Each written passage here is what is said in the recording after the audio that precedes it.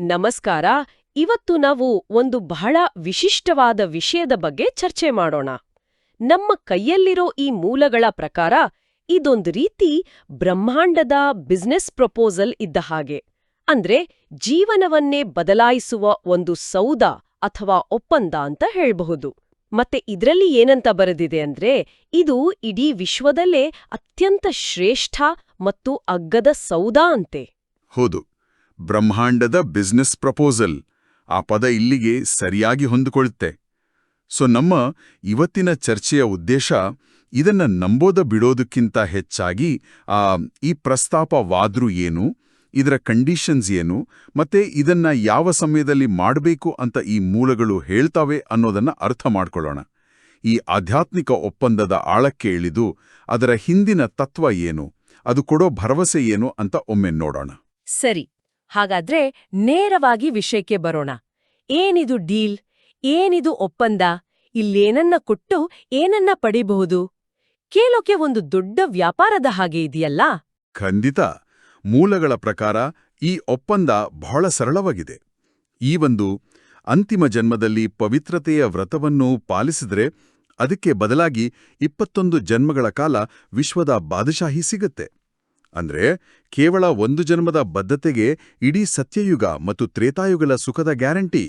ಒಂದ್ ನಿಮಿಷ, ಒಂದೇ ಜನ್ಮದ ಕಮಿಟ್ಮೆಂಟ್ಗೆ 21 ಜನ್ಮಗಳ ಅಧಿಕಾರ. ಇದು ಕೇಳಕ್ ಸ್ವಲ್ಪ too good to be true ಅನ್ಸುತ್ತೆ ಅಲ್ವಾ? ನಾವು ಲೌಕಿಕ ಜಗತ್ತಲ್ಲೇ ಸಣ್ಣ ಲಾಭಕ್ಕೆ ಎಷ್ಟೆಲ್ಲ ಕಷ್ಟಪಡ್ತೀವಿ. ಹಾಗಾದ್ರೆ ಈ ಆಧ್ಯಾತ್ಮಿಕ ವಿಷಯವನ್ನ ಯಾಕೆ ಒಂದು ಸೌದ ಅಥವಾ ವ್ಯವಹಾರದ ಭಾಷೆಯಲ್ಲಿ ಹೇಳಿದ್ದಾರೆ? ಬಹಳ ಒಳ್ಳೆಯ ಪ್ರಶ್ನೆ ಕೇಳಿದ್ರಿ. ಒಂದು ಆಧ್ಯಾತ್ಮಿಕ ವಿಷಯವನ್ನ ವ್ಯವಹಾರದ ಚೌಕಟ್ಟಲ್ಲಿ ಇಡೋದ್ರ ಹಿಂದೆ ಒಂದು ಸೈಕಾಲಜಿ ಇದೆ. ಈಗ ಮೋಕ್ಷ ಅಥವಾ ಸದ್ಗತಿ ಅನ್ನೋ ಪದಗಳು ಕೆಲವೊಮ್ಮೆ ಬಹಳ ಅಬ್ಸ್ಟ್ರಾಕ್ಟ್ ಆಗಿ ಕಾಣಿಸ್ಬೋದು. ಆದರೆ ಒಪ್ಪಂದ, ಲಾಭ, ಗಳಿಕೆ ಈ ಪದಗಳು ನಮಗೆ ಬಹಳ ಪರಿಚಿತ. ಇದು ಒಂದು ಕಷ್ಟದ ಬದ್ಧತೆಯನ್ನ ನಮಗೆ ಅರ್ಥ ಆಗೋ ಹಾಗೆ ಒಂದು ಲೆಕ್ಕಾಚಾರ ಮಾಡಬಹುದಾದ ವ್ಯವಹಾರವಾಗಿ ತೋರಿಸುತ್ತೆ. ಇದರಿಂದ ಅದನ್ನ ಗ್ರಹಿಸೋದು ಸುಲಭ ಆಗ್ಬೋದು. ಓ ಹಾಗೆ. ಅಂದ್ರೆ ಇದೊಂದು ಕಮ್ಯುನಿಕೇಷನ್ ತಂತ್ರ. ಸರಿ, ಇದೇ ಸಂದೇಶವನ್ನ ಪೈಗಾಮ್ ಅಂದ್ರೆ ಪ್ರೀತಿಯ ಸಂದೇಶ ಮತ್ತು ಫರ್ಮಾನ್ ಅಂದ್ರೆ ರಾಜಾಜ್ಞೆ, ಹೀಗೆ 2 ರೀತಿಯಲ್ಲಿ ಹೇಳಿದಾರಲ್ಲ. ಒಂದೇ ಸಮಯದಲ್ಲಿ ಪ್ರೀತಿಯ ಮನವಿ ಮತ್ತು ಕಡ್ಡಾಯ ಆಜ್ಞೆ. ಇದು ಹೇಗೆ? ಹೌದು, ಇದೇ ಇಲ್ಲಿನ ವಿಶೇಷ. ಪೈಗಾಮ್ ಅಂದ್ರೆ ಹೃದಯದಿಂದ ಹೃದಯಕ್ಕೆ ತಲುಪೋ ಪ್ರೀತಿಯ ಮಾತು. ದೇವ್ರು ತಂದೆಯಾಗಿ ಮಕ್ಕಳ ಒಳ್ಳೇದಕ್ಕೆ ಪ್ರೀತಿಯಿಂದ ಕಳಿಸಿದ ಸಂದೇಶ. ಅದೇ ಸಮಯದಲ್ಲಿ ಫರ್ಮಾನ್ ಅಂದ್ರೆ ಅದು ಸುಪ್ರೀಂ ಅಥಾರಿಟಿಯಿಂದ ಬರೋ ಆಜ್ಞೆ. ತಂದೆ, ಶಿಕ್ಷಕ ಮತ್ತು ಸದ್ಗುರು ಈ 3 ರೂಪದಲ್ಲಿರೋ ದೇವರ ಆಜ್ಞೆ ಇದು. ಹಾಗಾಗಿ ಇದರಲ್ಲಿ ಪ್ರೀತಿಯ ಕಾಳಜಿಯೂ ಇದೆ, ಮತ್ತೆ ತಪ್ಪಿದ್ರೆ ಆಗೋ ನಷ್ಟದ ಎಚ್ಚರಿಕೆಯೂ ಇದೆ. ಸರಿ, ಈ ಒಪ್ಪಂದದ ಅತ್ಯಂತ ಮುಖ್ಯವಾದ ನಿಯಮ ಅಂದ್ರೆ ಪವಿತ್ರತೆ. ಸಾಮಾನ್ಯವಾಗಿ ಪವಿತ್ರತೆ ಅಂದ್ರೆ ದೈಹಿಕ ಶುದ್ಧತೆ, ಬ್ರಹ್ಮಚರ್ಯ ಅಂತ ಅನ್ಕೊಳ್ತೀವಿ. ಆದ್ರೆ ಈ ಮೂಲಗಳು ಅದನ್ನ ಹೇಗೆ ವಿವರಿಸ್ತವೆ? ಇಲ್ಲಿ ಪವಿತ್ರತೆ ಅನ್ನೋ ಪದಕ್ಕೆ ಬಹಳ ವಿಸ್ತಾರವಾದ ಅರ್ಥ ಇದೆ. ಮೂಲಗಳು ಹೇಳೋದು ಸಂಪೂರ್ಣ ಪವಿತ್ರತೆಯ ಬಗ್ಗೆ. ಅಂದ್ರೆ ಮನಸಾ ವಾಚಾ ಕರ್ಮಣ ಪವಿತ್ರತೆ. ನಮ್ಮ ಕೆಲಸ ಮತ್ತು ಮಾತು ಮಾತ್ರ ಅಲ್ಲ, ನಮ್ಮ ಆಲೋಚನೆಗಳು ಕೂಡ ಸಂಪೂರ್ಣವಾಗಿ ಶುದ್ಧವಾಗಿರಬೇಕು. ಒಂದು ನಿಮಿಷ, ಇಲ್ಲಿ ನಿಲ್ಸೋಣ. ಮಾತು ಕೆಲಸದಲ್ಲಿ ಪವಿತ್ರತೆ ಕಾಪಾಡಿಕೊಳ್ಳೋದು ಒಂದು ಹಂತದವರೆಗೆ ಸರಿ. ಆದ್ರೆ ಆಲೋಚನೆಯಲ್ಲಿ ಪವಿತ್ರತೆ, ನಮ್ಮ ಮನಸ್ಸಿಗೆ ಬರೋ ಯೋಚನೆಗಳ ಮೇಲೆ ನಮ್ಗೆ ಅಷ್ಟು ಕಂಟ್ರೋಲ್ ಇರುತ್ತಾ? ಕೆಟ್ಟ ಯೋಚನೆನೇ ಬರ್ಬಾರ್ದು ಅನ್ನೋದು ಪ್ರಾಕ್ಟಿಕಲ್ ಆಗಿ ಸಾಧ್ಯನಾ? ನೀವು ಕೇಳಿದ್ದು ಬಹಳ ಸಹಜವಾದ ಮತ್ತು ಮುಖ್ಯವಾದ ಪ್ರಶ್ನೆ. ಮೂಲಗಳು ಇದಕ್ಕೂ ಉತ್ತರ ಕೊಡ್ತವೆ. ಯಾವುದೇ ಕೆಟ್ಟ ಕೆಲಸಕ್ಕೆ ಅಥವಾ ಮಾತಿಗೆ ಮೂಲ ಕಾರಣವೇ ಒಂದು ಕೆಟ್ಟ ಸಂಕಲ್ಪ ಅಥವಾ ಆಲೋಚನೆ ಅಲ್ವಾ? ಹಾಗಾಗಿ ಬೇರನ್ನೇ ಸರಿ ಮಾಡಿದ್ರೆ ಮರ ಕಾನಾಗೆ ಸರಿ ಹೋಗುತ್ತೆ ಅನ್ನೋದು ಇದರ ತತ್ವ. ಮೂಲದಲ್ಲಿ ದೇವತೆಗಳ ಉದಾಹರಣೆ ಕೊಟ್ಟಿದ್ದಾರೆ. ಅವರಲ್ಲಿ ಕೆಟ್ಟ ಸಂಕಲ್ಪಗಳು ಕೂಡ ಬರೋದಿಲ್ಲ. ಅದಕ್ಕಾಗಿ ಅವರು ಪೂಜರು. ಇದು ಒಂದೇ ದಿನದಲ್ಲಿ ಆಗೋ ಕೆಲಸ ಅಲ್ಲ, ಇದೊಂದು ಅಭ್ಯಾಸ. ಹಾಗಾದ್ರೆ ಈ ಅಭ್ಯಾಸವನ್ನ ಬೆಳೆಸ್ಕೊಳ್ಳೋದು ಹೇಗೆ? ಆಲೋಚನೆಗಳನ್ನೇ ಕಂಟ್ರೋಲ್ ಮಾಡೋ ಶಕ್ತಿ ಎಲ್ಲಿಂದ ಬರುತ್ತೆ? ಅದಕ್ಕೆ ಉತ್ತರವೇ ಯಾದ್ ಅಥವಾ ದೇವರ ಸ್ಮರಣೆ. ಮೂಲಗಳ ಪ್ರಕಾರ ಪವಿತ್ರತೆ ಮತ್ತು ದೇವರ ಸ್ಮರಣೆ ಅನ್ನೋದು ಒಂದೇ ನಾಣ್ಯದ 2 ಮುಖಗಳಿದ್ದಾಗೆ. ದೇವರನ್ನ ಅಂದ್ರೆ ಶಿವಬಾಬಾರನ್ನ ಸ್ಮರಿಸುವುದೇ ಒಂದು ಯೋಗಾಗ್ನಿ ಇದ್ದಾಗೆ. ಈ ಅಗ್ನಿ ಜನ್ಮಜನ್ಮಾಂತರದ ಪಾಪಕರ್ಮಗಳ ಕಲ್ಮಶವನ್ನ ಸುಟ್ಟು ಹಾಕತ್ತೆ. ಮನಸ್ಸು ಶುದ್ಧ ಆದ ಹಾಗೆ ಕೆಟ್ಟ ಆಲೋಚನೆಗಳು ಬರೋದು ಕಡಿಮೆ ಆಗತ್ತೆ. ಅಂದ್ರೆ ಇದು ಮನಸ್ಸನ್ನ ಫೋರ್ಸ್ ಮಾಡಿ ಕಂಟ್ರೋಲ್ ಮಾಡೋದಲ್ಲ, ಬದಲಿಗೆ ಮನಸ್ಸನ್ನ ಪರಿವರ್ತನೆ ಮಾಡೋದು. ಅಂದ್ರೆ ಯೋಗಬಲ ಅಥವಾ ಸ್ಮರಣೆಯ ಶಕ್ತಿ ಅನ್ನೋದು ಒಂದು ರೀತಿ ಆಂತರಿಕ ಶುದ್ಧೀಕರಣ ಪ್ರಕ್ರಿಯೆ ಇದ್ಹಾಗೆ.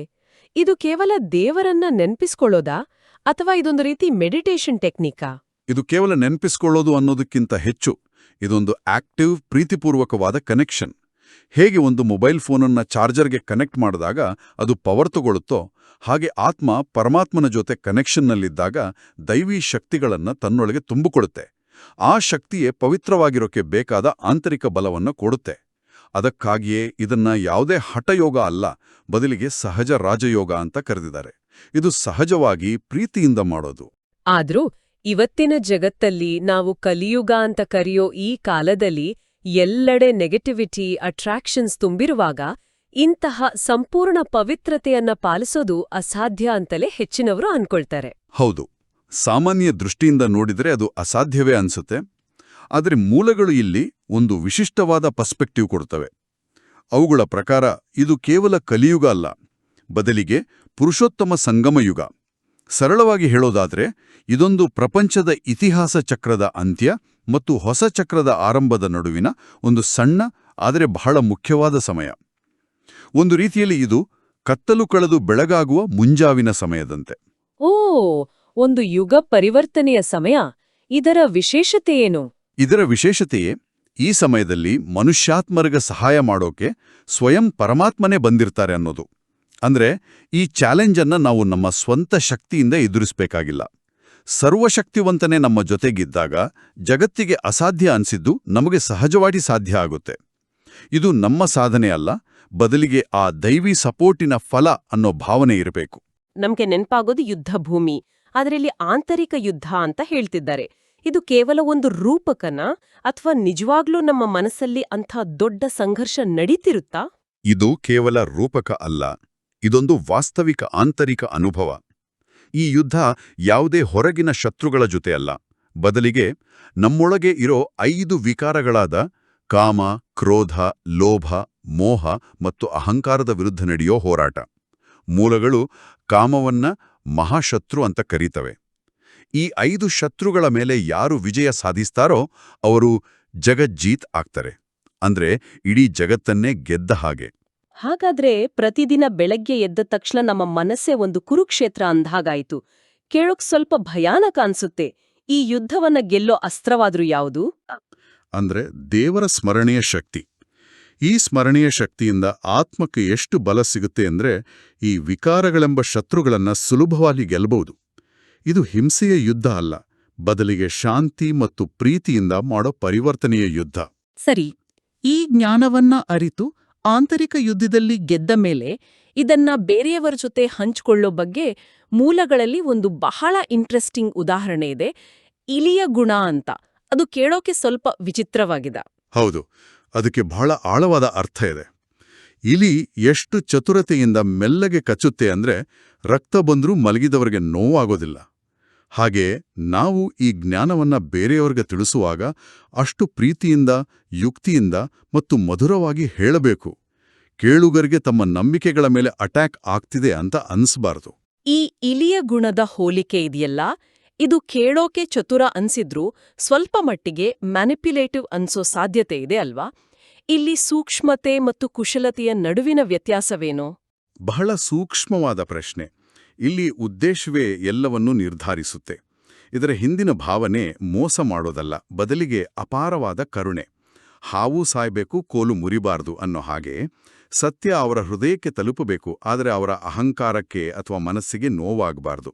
ಇದು ಒಬ್ಬ ನುರಿತ ಸರ್ಜನ್ ಮಾಡೋ ಸರ್ಜರಿಯಂತೆ. ಅವರ ಉದ್ದೇಶ ನೋವು ಕೊಡೋದಲ್ಲ, ಬದಲಿಗೆ ರೋಗವನ್ನ ಗುಣಪಡಿಸೋದು. ಅದೇ ರೀತಿ ಇಲ್ಲಿಯೂ ಅವರಲ್ಲಿರೋ ಅಜ್ಞಾನವನ್ನ ಪ್ರೀತಿಯಿಂದ ತೆಗೆದುಹಾಕೋದೇ ಉದ್ದೇಶ. ಅಂದ್ರೆ ಸಂದೇಶದಷ್ಟೇ ಅದನ್ನ ತಲುಪಿಸೋ ವಿಧಾನನೂ ಮುಖ್ಯ. ನೀವು ಒಬ್ರಿಗೆ ವಜ್ರವನ್ನ ಕೈಗೆ ಕೊಡಬಹುದು ಅಥವಾ ಅವರ ಮುಖಕ್ಕೆ ಎಸೆಬಹುದು. ಎರಡರಲ್ಲೂ ಕೊಡೋದು ವಜ್ರವನ್ನೇ, ಆದ್ರೆ ಪರಿಣಾಮ ಬೇರೆ ಇರುತ್ತೆ. ಸರಿ, ಇದಕ್ಕಾಗಿ ಬೇರೆ ಯಾವ ಪ್ರಾಯೋಗಿಕ ವಿಧಾನಗಳನ್ನ ಹೇಳಿದ್ದಾರೆ? ಉದಾಹರಣೆಗೆ ಲಕ್ಷ್ಮೀನಾರಾಯಣರ ಸುಂದರವಾದ ಚಿತ್ರವನ್ನ ತೋರಿಸಿ ನೀವು ಹೀಗೆ ಆಗಬಹುದು ಅಂತ ಹೇಳೋದು, ಅಥವಾ 84 ಜನ್ಮಗಳ ಚಕ್ರದ ಚಿತ್ರವನ್ನ ಬಳಸಿ ಆತ್ಮದ ಪಯಣವನ್ನ ವಿವರಿಸೋದು. ಇವು ಜ್ಞಾನವನ್ನ ಸುಲಭವಾಗಿ ಮತ್ತು ನೇರವಾಗಿ ಹೃದಯಕ್ಕೆ ತಲುಪಿಸೋಕೆ ಸಹಾಯ ಮಾಡುತ್ತೆ. ಇದರ ಜೊತೆಗೆ ಮಾತಿನ ಮಹತ್ವವನ್ನು ಬಹಳ ಒತ್ತಿ ಹೇಳಿದ್ದಾರೆ. ಬಾಯಿಂದ ಜ್ಞಾನ ರತ್ನಗಳನ್ನು ಮಾತಾಡಬೇಕು, ಕಲ್ಲುಗಳನ್ನಲ್ಲ. ಅಂದ್ರೆ ಕಠೋರ, ವ್ಯರ್ಥ ಮಾತುಗಳ ಬದಲು ಮಧುರವಾದ ಜ್ಞಾನಯುಕ್ತ ಮಾತುಗಳನ್ನಾಡಬೇಕು. ಅದ್ಭುತ. ಹಾಗಾದ್ರೆ ನಾವಿವತ್ತು ಚರ್ಚೆ ಮಾಡಿದ ಈ ಎಲ್ಲಾ ವಿಷಯಗಳನ್ನ ಒಟ್ಟುಗೂಡಿಸಿ ನೋಡಿದ್ರೆ ನಮ್ಮ ಕೇಳುಗರು ದೈನಂದಿನ ಜೀವನದಲ್ಲಿ ಅಳವಡಿಸಿಕೊಳ್ಳಬಹುದಾದ ಪ್ರಮುಖ ಅಂಶಗಳು ಯಾವುವು? ಖಂಡಿತ. ಈ ಇಡೀ ಚರ್ಚೆಯ ಸಾರಾಂಶವನ್ನ 2 ಮುಖ್ಯ ಸೂತ್ರಗಳಲ್ಲಿ ಹೇಳ್ಬೋದು. ಮೊದಲನೇದು, ಯಾವಾಗಲೂ ಜ್ಞಾನ ರತ್ನಗಳನ್ನೇ ಮಾತಾಡೋದು.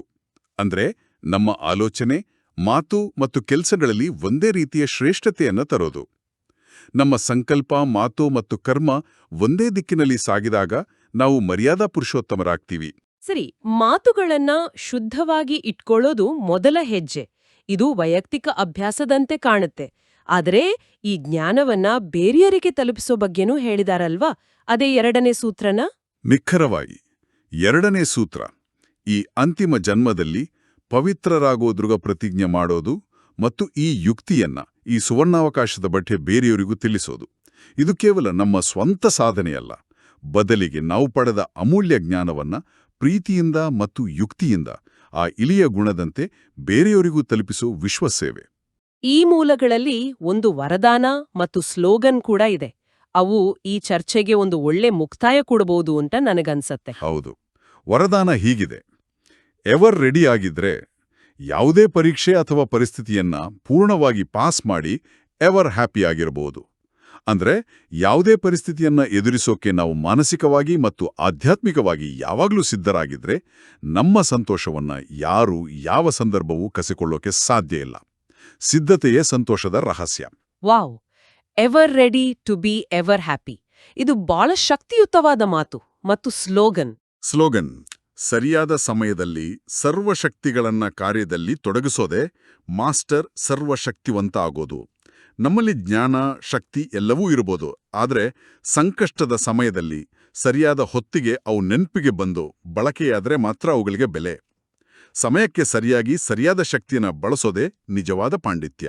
ಹಾಗಾದ್ರೆ ಈ ಇಡೀ ಚರ್ಚೆಯಿಂದ ನಮ್ಮ ಕೇಳುಗರು ಯಾವ ಒಂದು ಆಳವಾದ ಆಲೋಚನೆಯೊಂದಿಗೆ ಮುಂದುವರಿಬಹುದು? ಅಂತಿಮವಾಗಿ ಒಂದು ಚಿಂತನೆಗೆ ಹಚ್ಚೋ ಪ್ರಶ್ನೆಯನ್ನ ನಾವೆಲ್ಲರೂ ಕೇಳ್ಕೊಳ್ಬೋದು. ಈ ಆಧ್ಯಾತ್ಮಿಕ ಸೌದಾದಲ್ಲಿ ದೇವರು ನಮ್ಮಲ್ಲಿರೋ ಹಳೆಯ ನಕಾರಾತ್ಮಕ ಕಸದಂತಹ ಗುಣಗಳನ್ನು ತಗೊಂಡು ಬದಲಾಗಿ ಒಂದು ಪರಿಪೂರ್ಣ ದೈವೀ ಜಗತ್ತಿನ ಸಾರ್ವಭೌಮತ್ವವನ್ನು ಕೊಡ್ತಾರೆ ಅಂತ ಮೂಲಗಳು ವಿವರಿಸ್ತವೆ. ಹಾಗಾದರೆ ಇದರ ನಿಜವಾದ ಅರ್ಥ, ನಮ್ಮ ಜೀವನದ ಅತಿದೊಡ್ಡ ಮತ್ತು ಅತಿ ಲಾಭದಾಯಕ ವ್ಯವಹಾರ ಯಾವುದೋ ಹೊಸ ಭೌತಿಕ ವಸ್ತುವನ್ನ ಗಳಿಸೋದರ ಬಗ್ಗೆ ಅಲ್ಲ, ಬದಲಾಗಿ ಇಷ್ಟು ಕಾಲದಿಂದ ನಮ್ಮನ್ನ ಭಾರವಾಗಿ ಹಿಡಿದಿಟ್ಕೊಂಡಿರೋ ನಮ್ಮದೇ ದೌರ್ಬಲ್ಯಗಳನ್ನ ಮತ್ತು ನಕಾರಾತ್ಮಕತೆಯನ್ನ ತ್ಯಜಿಸೋದರಲ್ಲಿದೆ ಅನ್ನೋದನ್ನು ಒಪ್ಕೊಳ್ಳೋಕೆ ನಾವು ಸಿದ್ಧರಿದ್ದೇವಾ?